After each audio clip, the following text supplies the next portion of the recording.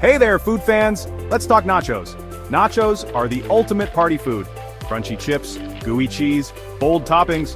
What's not to love? We're gonna make the best nachos ever. Get ready for a flavor explosion. Nachos bring people together. It's a dish meant for sharing. Everyone digs in. Big smiles all around. So fire up the oven. Let's get this nacho party started. To make rockin' nachos, you need awesome ingredients. We're talking the good stuff. First up, tortilla chips. Go for sturdy ones. They gotta hold all that cheesy goodness. Next, the star of the show, cheese. I like a blend of cheddar and Monterey Jack. It melts like a dream. Now for the toppings. Let's get zesty with jalapeños. Cool it down with sour cream. Guacamole, always a winner.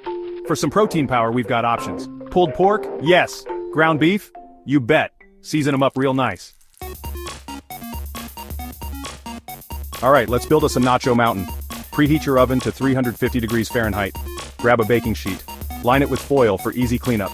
Now layer those chips on the sheet. Don't be shy. We want a solid foundation.